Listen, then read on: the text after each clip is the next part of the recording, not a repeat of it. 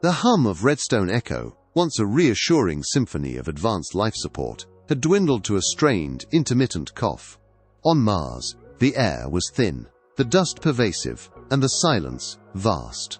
This wasn't the bustling hub of discovery it was meant to be. It was a lonely steel bubble, clinging to life on a planet aptly named the Red Planet. Outside, Martian dust devils, rusty blurs against the perpetual twilight, danced across the barren landscape, indifferent to the fragile human outpost they encircled. Inside, the crew of the Ares IV mission moved with a practiced, weary efficiency.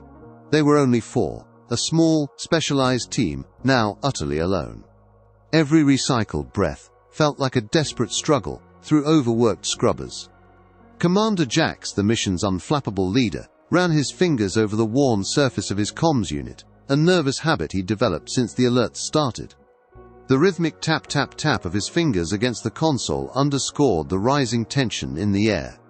His movements were precise, his gaze steady, but a deep furrow was permanently etched between his brows. He was a man of logic and data, and right now, the data was screaming. Poring over a soil sample under a microscope was Dr. Aris Thorne, the outpost's eccentric botanist. He'd smell Martian regolith samples like a connoisseur sniffing fine wine, occasionally brushing a speck onto his tongue to discern its mineral subtleties. Aris talked to the tiny sterile algae cultures in the lab as if they were old friends, whispering encouragements to the stubbornly inert green goo. He genuinely believed that life, in some form, was possible here, a theory mostly dismissed by his more pragmatic colleagues. He'd also constantly proposed bizarre, impossible theories for Martian plant life, which everyone politely ignored.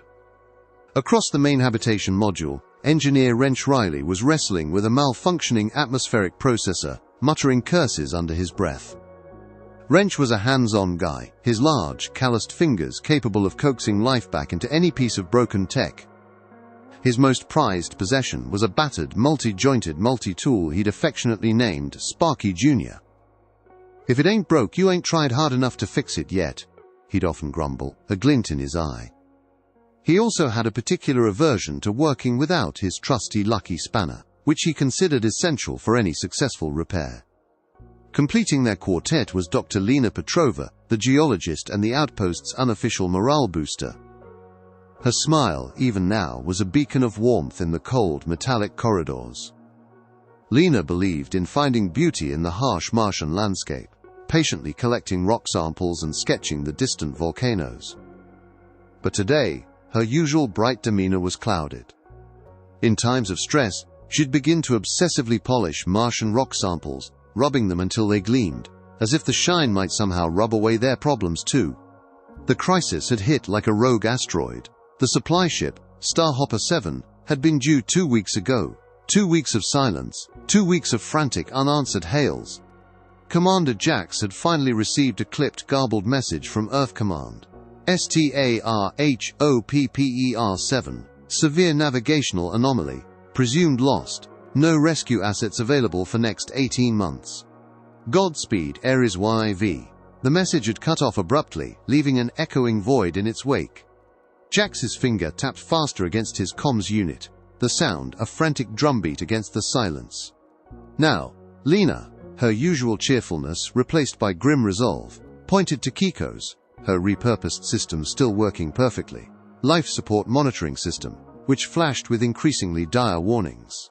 "Commander, oxygen recycling efficiency has dropped to 67%, and our consumable rations, we're looking at critical depletion within the next 30 sols. A Martian day is called a sol." Jax's knuckles whitened as he gripped the comms unit. "Redstone Echo," he stated, his voice a low, gravelly rumble that filled the silence. "We have a critical resource depletion situation. Maintain strict rationing. Oxygen levels will be monitored hourly. We have approximately 45 sols of breathable air, assuming minimal activity. Food, 30 sols." A visible, ticking countdown timer appeared on the main screen, its red digits stark against the gloom. A heavy, suffocating despair settled over the outpost. Aris, usually lost in his botanical musings, stared at his algae cultures, which stubbornly refused to grow. "They're barely clinging on, Commander. No new growth." Not enough nutrients. He let out a soft whine. Why won't you grow for me, my dusty children? Wrench just kicked a loose panel in frustration. 18 months? We won't last 18 days without the Starhopper. Lena's smile faltered, replaced by a quiet, desperate contemplation of the red dust outside, even as her fingers unconsciously started polishing a smooth black Martian pebble. They were marooned, utterly alone on a dead world, and the countdown had begun. Their highly advanced mission, designed for scientific discovery, was now reduced to a grim fight for every precious breath and every dwindling crumb. The grim reality of their situation was made worse by the thought of what they were missing. If I have to eat one more nutrient paste stick, Wrench grumbled, his voice filled with existential dread, I swear I'll just cry into the Martian dust. Or maybe I'll eat my lucky spanner. It'll probably have more flavor. Lena sighed wistfully. Just one fresh Martian strawberry, and I'd polish rocks for the rest of my life. Jax, for his part, simply closed his eyes for a moment. I just remember what pizza tasted like. The main habitation module, now colder and dimmer than usual, buzzed with a different kind of tension. Commander Jax had called a meeting, a last-ditch attempt to brainstorm solutions. Maps of Mars's geology were projected onto a flickering screen, next to schematics of the outpost's failing systems. Every idea thrown out was met with a grim silence. Martian rovers couldn't reach distant supply caches in time. Automated drones lacked the capacity to carry enough. The air was getting thinner, the grim countdown ticking relentlessly in their minds. Jax's comms unit tapping had grown almost frantic, the sound a nervous chatter in the heavy silence. Suddenly, a voice cut through the despair, quiet at first, then growing with a strange conviction. We grow our own food, here, on Mars, from us. All eyes snapped to Dr. Aris Thorne. He had a wild, almost manic glint in his eye, dust still clinging to his eyebrow from his earlier regolith sniffing. Wrench Riley snorted. You want us to farm, Aris, with what fairy dust? We barely have enough water for our coffee, let alone a garden. Not just a garden, Wrench, Aris countered, gesturing vaguely towards the dusty Martian plains outside. A closed-loop, sustainable hydroponic system. He paused, then added, almost proudly, and yes, Commander, we'll need to recycle biological outputs for the nutrient solution. A collective groan went through the small room. Lena Petrova, usually so composed, visibly winced, her hand flying to cover her mouth, a slight gagging sound escaping her lips. Jax blinked slowly, his face turning a shade paler. Dr. Thorne, are you suggesting we use our own waste to grow food? Precisely, Commander. Aris beamed, oblivious to the rising tide of disgust. Perfectly sterile, highly nutritious. It's elegant in its own way. Think of the nitrogen, the phosphates, the rich organic compounds. A little filtering, a little sterilization, and it's liquid gold for our future potatoes. He even managed to make biological outputs sound appetizing. Lena, trying to regain her composure, cleared her throat. Scientifically, Commander, he's not wrong. The nutrient profile is indeed optimal. It's just the source material that presents a certain psychological hurdle. Wrench Riley threw his hands up. Psychological hurdle? Dr. Thorne, that's just plain gross. My Sparky Jr. wasn't made for plumbing, it was made for engineering. He looked down at his lucky spanner, holding it up as if to protect it. No, Sparky Jr., we can't sink that low. Our dignity is at stake. And what about the Martian dust, Aris? Commander Jax pressed, trying to steer the conversation away from the revolting details. You've been sniffing it for months. You really think you can grow anything in that? Aris's eyes gleamed. It's all here, Commander. Iron, magnesium, calcium, potassium, all the micronutrients a plant could dream of. The regolith isn't soil, no, but it's rich in minerals. We just need to extract them, make them bioavailable. It's challenging, yes, but not impossible. Wrench, still grimacing, crossed his arms. So you want me to turn Martian dust into dirt, with a spanner and some spit, and then build a plumbing system for that? He gestured vaguely at the notion of biological outputs. Exactly. Aris clapped his hands. With your genius, Wrench, your ability to repurpose anything. Old comms cables as irrigation tubes, broken display panels as grow lights, discarded life support filters as filtration systems. He pointed at Wrench's lucky spanner. "If it ain't broke, you ain't tried hard enough to fix it yet, Wrench. You just gotta know how to convince it to work." Commander Jax sat back, rubbing his temples. It was insane. It was disgusting. But as Lena's terminal flashed its ever-decreasing supply numbers, it was also their only option. He looked at each of his crew members, seeing the flicker of desperate hope in their eyes. "All right, Dr. Thorne," he sighed, the decision heavy on his shoulders. "Do whatever it takes. Engineer Riley, you're on infrastructure. Dr. Petrova, you'll assist Dr. Thorne with mineral extraction and system monitoring. And make it quick. We're on a countdown. And Aris, try to keep the liquid gold contained." The outpost suddenly shifted its purpose. The pristine labs, once dedicated to studying Martian geology and atmosphere, became a frantic workshop. Wrench Riley, grumbling all the way, began to scout for usable junk.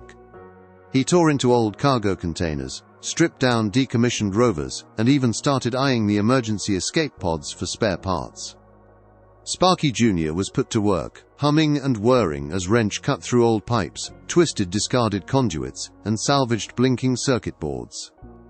Each of Wrench's improvisations had a unique, slightly precarious charm. A pipe might wobble slightly, a gauge might vibrate comically, but they worked.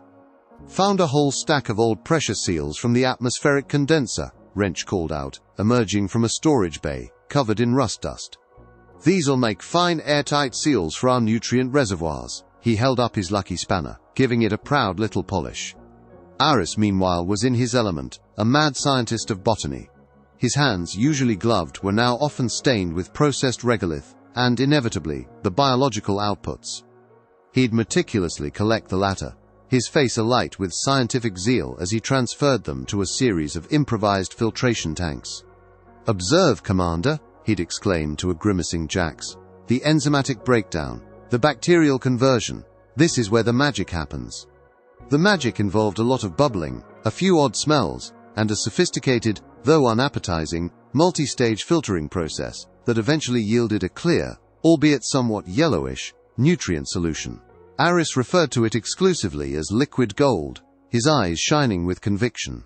Lena Petrova, assisting Aris, meticulously monitored the pH levels and mineral content, occasionally holding a sample up to the light with a brave, but visibly strained smile, her nose wrinkling slightly at the faint odor.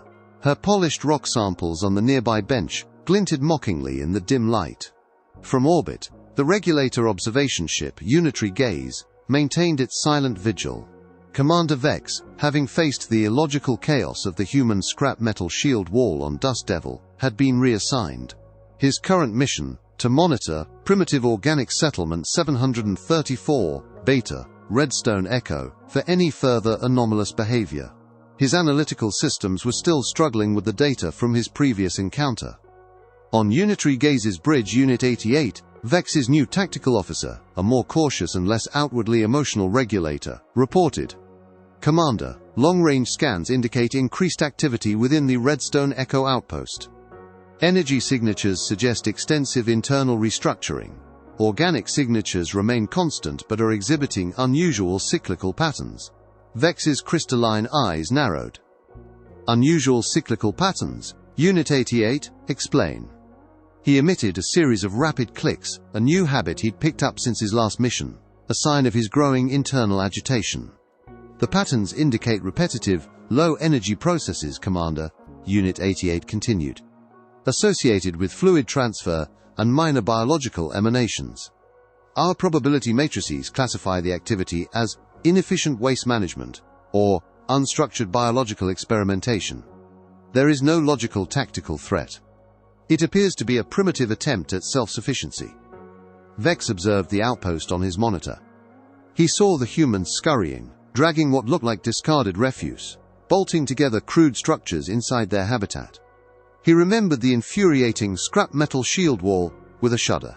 "Primitive attempt at self-sufficiency," Vex repeated, a condescending click escaping his voice modulator. "They insist on making everything so complicated, so messy. They are simply processing their waste, Unit 88. A rather unhygienic practice, but not a threat.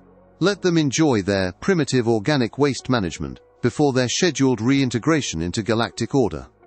He leaned back, confident that whatever these illogical humans were doing, it couldn't possibly be a true challenge to regulator logic. The Ares IV outpost was no longer a pristine research facility. It was a desperate, bustling and increasingly fragrant workshop. Commander Jax had officially designated one of the smaller, rarely used HAB modules as the biosynthesis chamber, though everyone secretly just called it the farm. The air scrubbers worked overtime, battling the faint, earthy and undeniably biological odor that now permeated the air. Wrench Riley was a man possessed. His multi-tool, Sparky Jr., hummed ceaselessly as he tore into every piece of salvageable equipment. Old comms cables, stripped down to their copper wiring, became intricate irrigation tubes.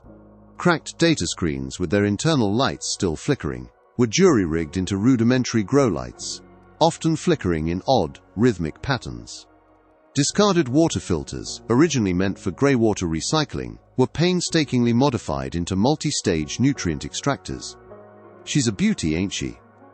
Wrench would grumble, wiping grease from his brow, admiring a tangle of wires and old pipes that was quickly becoming the farm's circulatory system. He even managed to repurpose an old, corroded pressure valve from a defunct rover's fuel tank into a surprisingly effective nutrient flow regulator. Each of his creations had a charmingly precarious quality, a wobble here, a sputter there, but they worked. He'd often consult his lucky spanner, holding it up to examine a joint or a wire. "Tell me, Lucky, is this how you do it?" "Good, I thought so," he'd mutter. Dr. Aris Thorne, meanwhile, was in his element, a mad scientist of botany. His hands, usually gloved, were now often stained with processed regolith, and, inevitably, the biological outputs. He'd meticulously collect the latter, his face alight with scientific zeal as he transferred them to a series of improvised filtration tanks. "Observe, Commander," he'd exclaim to a grimacing Jax. "The enzymatic breakdown, the bacterial conversion, this is where the true magic happens." The magic involved a lot of gurgling and bubbling noises, a few distinctly odd smells, and a sophisticated, though unappetizing, multi-stage filtering process that eventually yielded a clear, albeit somewhat yellowish, nutrient solution. Aris, with unwavering enthusiasm, would often hum a little tune as he watched the process, occasionally whispering encouragements to the bubbling tanks. Lena Petrova, assisting Aris, meticulously monitored the pH levels and mineral content. She'd carefully hold a sample of the liquid gold up to the light, her nose wrinkling just slightly, before forcing a brave, but visibly strained, smile. "The iron content is quite robust," she'd say, her voice a little too bright. Her meticulously polished rock samples on the nearby counter seemed to glint with a silent judgment. Extracting minerals from the Martian regolith was another beast. Lena's geological expertise was invaluable. They set up an improvised electrolysis unit using salvaged batteries from defunct life support drones and lengths of sturdy wiring. They'd fill makeshift containers with filtered Martian dust and water, then run a current through it, hoping to ionize the minerals enough for the plants to absorb. The process was slow, inefficient, and often resulted in singed wires, small, dramatic puffs of steam, and once, a curious popping sound that made everyone jump. Their early attempts were met with disheartening failure. The first batch of potato sprouts, painstakingly germinated from their dwindling emergency rations, withered within days. Too much iron. Not enough potassium. Aris would lament, his voice thick with despair. He'd then turn to his struggling sprouts and whisper, tears welling in his eyes. "I'm so sorry, my little cabbages. It's not you, it's me. I failed you." Wrench, ever practical, would just shake his head. "Well, the good news is, my simulations, the ones I run in my head, said this had a 99% chance of failing exactly this way. Means we're on the right track."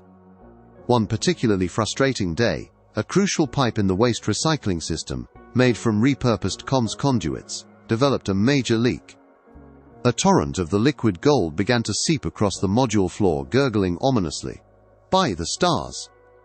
Wrench bellowed, scrambling to patch it with emergency sealant, his lucky spanner almost slipping from his grasp.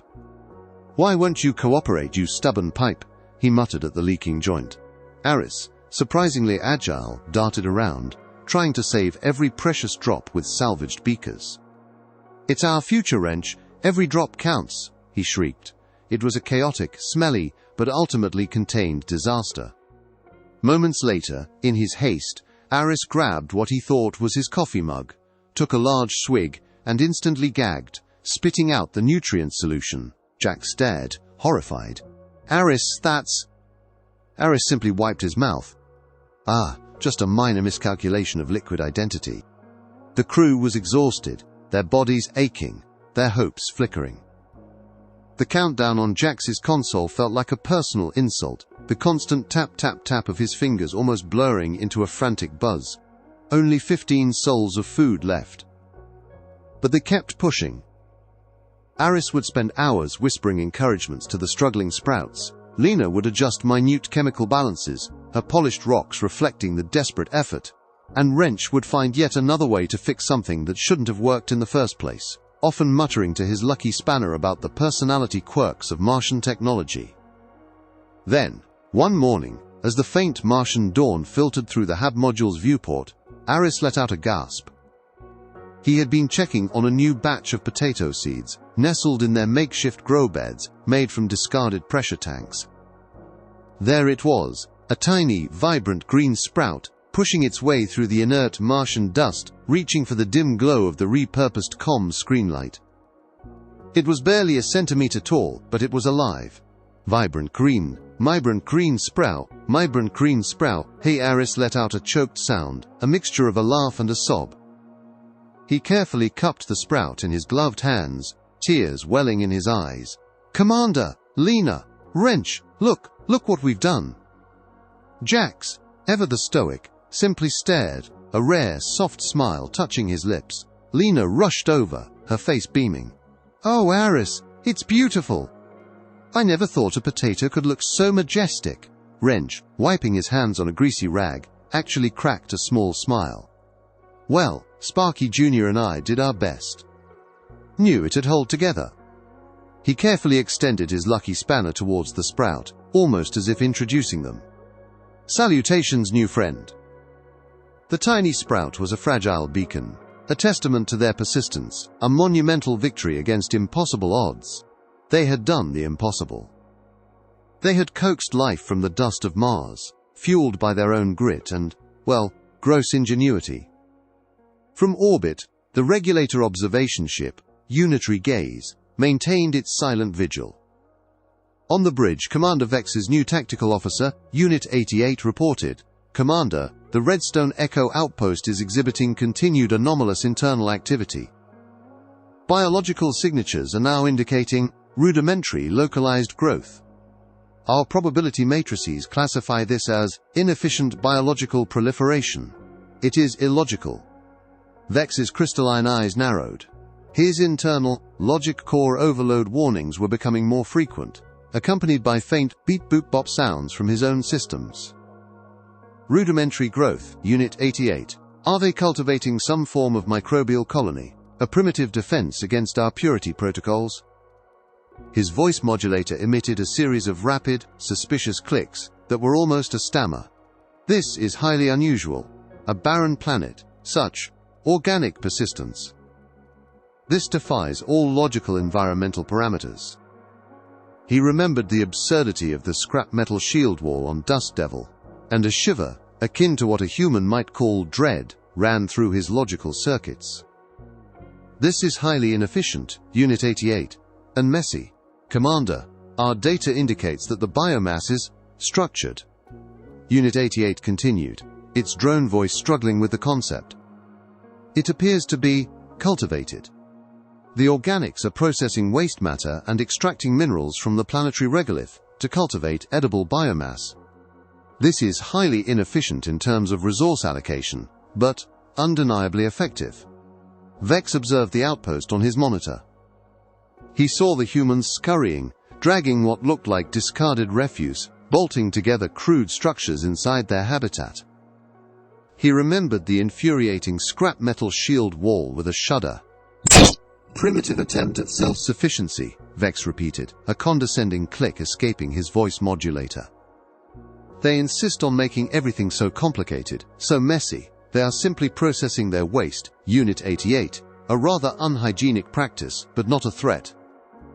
Let them enjoy their primitive organic waste management before their scheduled reintegration into galactic order. He leaned back, confident that whatever these illogical humans were doing, it couldn't possibly be a true challenge to regulator logic. The small green sprout of a potato had been a miracle. Now, the biosynthesis chamber hummed with the vibrant, undeniable energy of life. The tiny sprout had grown into a bushy plant, its leaves a rich dark green, already showing the promise of tuberous bounty beneath the Martian regolith, and it wasn't alone. Other sections of the improvised hydroponic system, once barren and dusty, now teemed with life. Leafy greens, spinach, kale, and a quick-growing Martian variant of lettuce that Aris had meticulously cultivated from salvaged earth seeds, stretched towards the repurposed comm screen lights. Small, plump radishes pushed through shallow beds of filtered dust, their red tips a startling contrast against the grey. The faint, earthy scent of growth had replaced the earlier, more biological odours, a welcome change for the crew. They worked tirelessly, but with a newfound lightness in their steps. Commander Jax, ever the stoic, found himself spending extra minutes in the farm, observing the plants with a quiet fascination. Lena Petrova's smile was genuine now, a constant fixture as she monitored the nutrient solutions.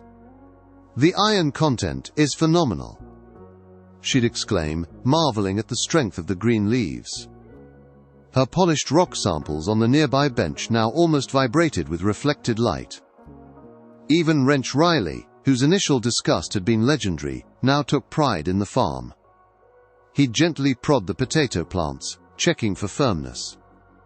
"She's beautiful, ain't she?" he'd often say, admiring a particularly robust potato plant growing out of what used to be a comms antenna housing. He'd even started engaging in good-natured banter about the future harvest. "Commander, I think I've earned an extra potato with all this custom plumbing, just one. I'll do double duty on waste recycling." Aris, meanwhile, was in botanist heaven, naming each new plant with absurd enthusiasm. Pat 1, the original potato sprout, lettuce Lucy, spinach Steve. He'd hum little tunes to them, convinced it aided their growth. From orbit, the regulator observation ship, Unitary Gaze, remained a silent, ominous presence. On its bridge, Commander Vex's new tactical officer, Unit 88, reported with increasing agitation. "Commander, the Redstone Echo outpost is exhibiting continued anomalous internal activity. Biological signatures are now indicating a significant increase in biomass. Our probability matrices classify this as inefficient biological proliferation at an exponential rate. It is highly illogical." Vex's crystalline eyes narrowed. His internal logic core overload warnings were becoming more frequent, accompanied by frantic beep-boop-bop sounds from his own systems. "Significant increase in biomass, Unit 88. Are they cultivating some form of highly aggressive microbial colony? A primitive biological weapon designed to deter our purity protocols?" His voice modulator emitted a series of rapid, suspicious clicks that were almost a stammer. "This is highly unusual. A barren planet. Such organic persistence. This defies all logical environmental parameters." He remembered the absurdity of the scrap metal shield wall on Dust Devil, and a shiver, akin to what a human might call dread, ran through his logical circuits. "Commander, our data indicates that the biomass is structured," Unit 88 continued, its drone voice struggling with the concept. "It appears to be cultivated. The organics are processing waste matter and extracting minerals from the planetary regolith to cultivate edible biomass. This is highly inefficient in terms of resource allocation, but undeniably effective." Vex stared at the blurred image of green growth within the outpost. "They are farming," he clicked, a note of sheer disbelief in his tone. "On a dead world? With waste? This is primitive beyond comprehension. This is not farming, Unit 88. This must be a crude form of planetary terraforming. Inefficient, but a clear threat to planetary purity."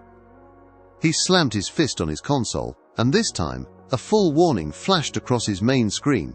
Error 404, logic not found. Vex emitted a comical, frustrated, "Gah!" his internal lights flickering wildly as if struggling to process the information. He knew he had to report this. But how could he logically explain being defeated by farming? "Deploy a small, discreet observation drone," Vex commanded, still sputtering. "Get me closer analysis of this biological proliferation. I require data to comprehend this illogical activity, however repulsive it may be." The observation drone, a sleek humming sphere, descended towards Redstone Echo, its advanced sensors whirring. It slipped silently through an open airlock vent, unnoticed by the busy crew. It hovered silently in the biosynthesis chamber, scanning the vibrant plants, its internal processes screaming in analytical anguish. ERROR. Unclassified biological processes detected. Logic, paradox. Source, unrefined, organic, effluent. Impossible. As the drone hung there, struggling with the incomprehensible data, Aris Thorne, in a moment of sheer scientific enthusiasm, was demonstrating the rapid growth of a new potato sprout to Lena. "And observe, Lena, how quickly Pat 7 is developing. Simply magnificent." He gestured wildly with a plump, freshly harvested potato. Wrench Riley, standing nearby, had just finished adjusting a wobbly nutrient tube with his lucky spanner. "That's a good one, Aris," he called out, and then, without thinking, playfully tossed a practice potato to Aris, who was already holding one. In his exuberance, Aris's hands slipped, and his own potato, propelled by his excited gesticulation, flew through the air, striking the silent drone with a soft, yet perfectly aimed, thwack. The drone wobbled violently. Its primary optical sensor, struck squarely by the projectile, fizzed and died. Its internal processors, already overloaded by the sheer illogic of the farm, finally gave up. Contamination detected, unclassifiable organic matter impact. Logic core, critical failure. The drone's last, distorted message echoed before it spun out of control and crashed into a tray of newly sprouted spinach, sputtering. Wrench, witnessing the potato projectile, just grinned. "Heh, good shot, Aris. My potato aim is contagious, I guess." On the Unitary Gazer's bridge, Commander Vex watched in horrified disbelief as his drone's feed abruptly cut out. "The probe is corrupted by a projectile," he clicked, his voice modulator emitting an alarming series of crackles, like static building before a massive discharge. "A biological projectile, from a primitive farm. This is an insult to our analytical capabilities. This is beyond illogical. They are cultivating biological ammunition." He slammed his fist on his console, and this time, a full warning flashed across his main screen. Logic core overload. Recommendation: immediate system shutdown to prevent catastrophic failure. Vex ignored it, his crystalline eyes fixed on the image of the human outpost, now a pulsating green anomaly on his tactical display. He clutched his head unit, and a distinct, high-pitched pop sound came from one of his sensors. He let out another guttural, robotic "Gah!" These humans, with their organic waste and flying vegetables, were systematically dismantling his logical perception of the universe. He knew he had to report this. But how could he logically explain being defeated by farming? ... The aroma that now filled Redstone Echo was unlike anything Mars had ever known. The earthy, comforting scent of fresh soil, mingled with the sweet, wholesome fragrance of growing vegetables. The biosynthesis chamber was a riot of green, a testament to human will. Healthy potato plants, their leaves vibrant, overflowed their repurposed containers. Crisp green lettuces formed lush carpets, and plump radishes gleamed like tiny red jewels in the improvised growbeds. The day of the first major harvest was a celebration unlike any other. Commander Jax, setting aside his comms unit, helped pull the first fat, perfectly formed potatoes from their dusty beds. His face split in a wide, genuine grin. Lena Petrova cheered, carefully cleaning the dirt from a handful of radishes. Even Wrench Riley, covered in Martian dust and a healthy sheen of sweat, let out a whoop of triumph as he untangled a particularly stubborn root system. "By Sparky Jr.'s greasy circuits," he declared, holding up a cluster of tubers. "These ain't just potatoes, Commander, these are pure gold." Aris Thorne, in a state of pure euphoria, cradled a freshly picked head of lettuce as if it were a newborn, whispering, "Oh, Lettuce Lucy, you're magnificent." He even gave a tiny bow to Spinach Steve. That night, the small crew feasted. It wasn't a gourmet meal, just plain boiled potatoes and fresh greens, but it was the most delicious food they had ever tasted.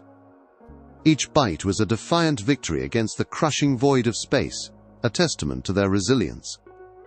They had not only survived, but they had forced life from a barren world, transforming their own waste and Martian dust into sustenance. Just as they were finishing their meal, a familiar, faint blip appeared on Kiko's, her repurposed system still working perfectly, long-range scanner. Then another, and another. It was the Starhopper 7, finally arriving, delayed by unforeseen gravitational anomalies. Relief washed over the crew, but it was quickly followed by a sense of quiet pride. They hadn't needed rescue, they had rescued themselves. When the supply ship's crew finally docked and stepped into Redstone Echo, they were met not by gaunt, desperate survivors, but by 4 individuals who, though tired, looked healthier and more vibrant than they had any right to be. And then they saw the farm. The new arrivals stared, mouths agape, at the thriving green oasis in the middle of a Mars outpost.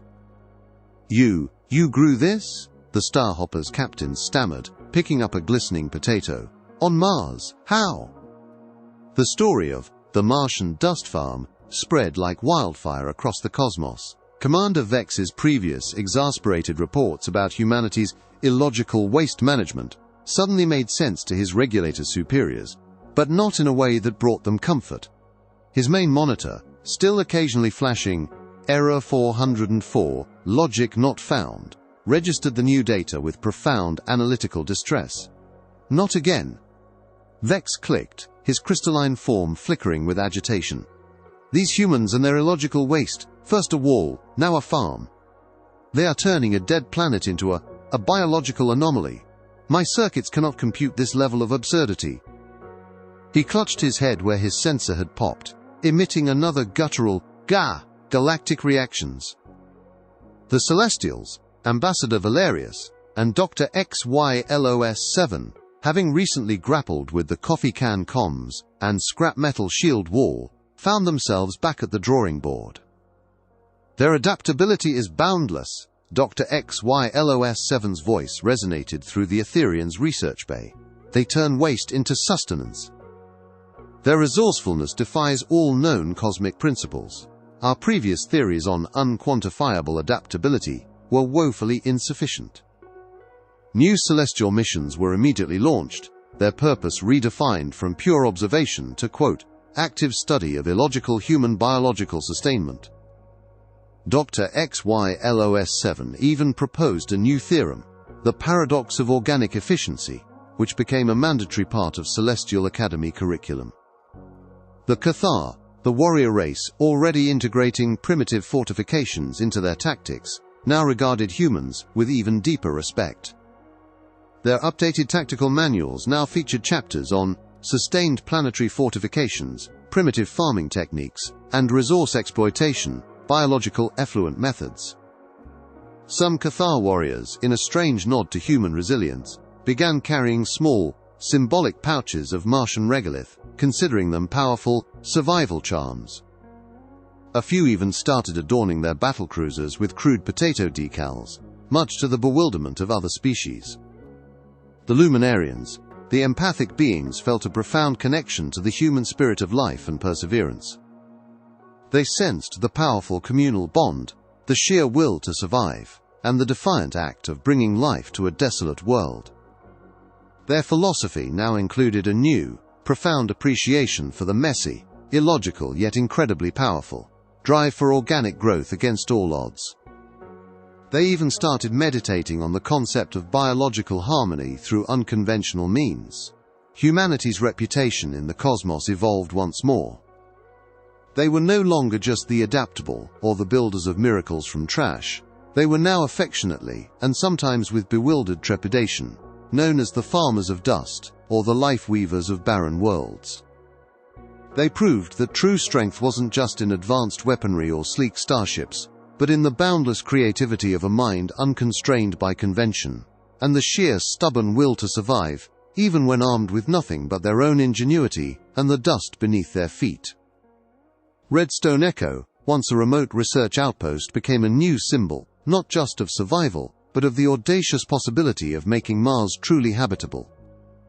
The Martian dust farm, forever maintained and expanded by the grateful crew, became a beacon, a testament to the idea that life, given half a chance and a lot of human stubbornness, would always find a way, even on the barren red plains of Mars.